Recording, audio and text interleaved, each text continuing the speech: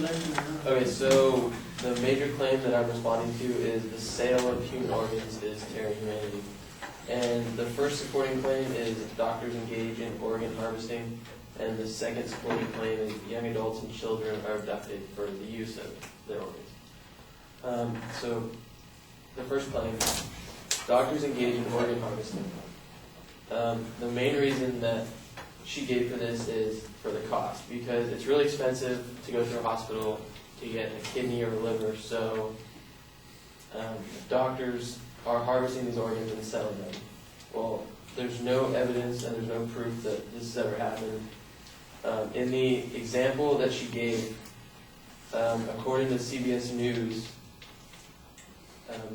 is believed to be the first such criminal action brought against a transplant surgeon doctor in the United States. Kind of like the background of the case, it was a San Luis Obispo doctor, Houghton Ruzarok, and he was accused of expediting a man's death by giving him extra morphine and extra sedatives so that they could take his organs out and give them to another patient to help them live. And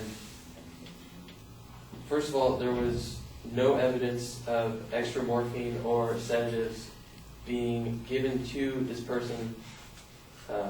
They didn't find anything in the autopsy. San Luis Obispo Hospital also said that Rosa Navarro, the man's mother, had given them permission to take her son off of life support, even though later on she denied it. The judge in this case also noted that the nurses and doctors that were present in the room when all this was happening gave contradicting stories. So in the end, we really don't know what happened. So there's no real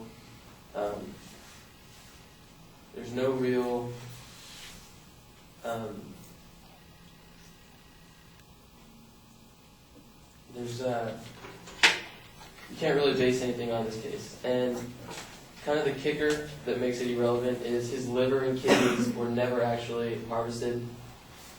And the case was settled by the hospital giving the mother $250,000, but one of the agreements they came to was the hospital had committed no wrongdoing. So it was kind of like the hospital said, we'll pay your medical bills, just kind of go away. The second major point was young adults and children are abducted because of organ harvesting. Again, this is irrelevant because according to Dr. Village, every 40 seconds in the United States a child is abducted or goes missing, and there is no way to trace the organs that are sold on the black market. So there's no way to really see where these organs are going or if they're even being used. According to the FBI's National Crime Information Center, in the year 2010, over 840,000 people, adults and children, were reported missing. And again, they don't really know if their organs were ever used or if they were abducted for other reasons. Realistically, there's no substantial evidence that kind of can connect these 2 points. And I'm sure it does happen, but it's not prevalent enough to where you can say that if you make organs cheaper, it will lower abduction rates. In conclusion, there's no proof that doctors engage in organ harvesting in America, and although there is a black market for buying human organs, lowering the price for them in America will not get rid of this black market. Also, missing person reports are filed daily at alarming rates, and to say that making human organs more accessible to them will simply not stop this problem. Thank you.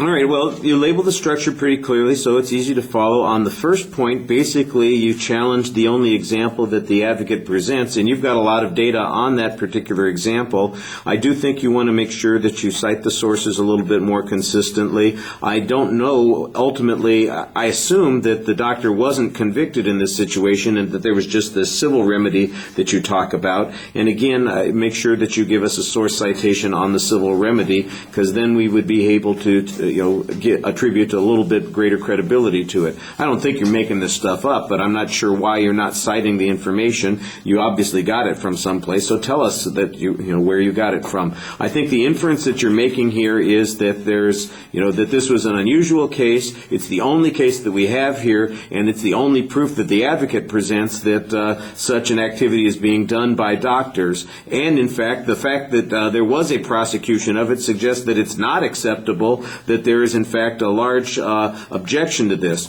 I think you might also develop some counterclaims on what the standards of doctors would be, what their typical practices would be in regard to this, if there are safeguards on any of those kinds of things. I think that there's probably more room for a refutation on this point than you have here, although I think you did a very good job responding to the one example that the advocate presented.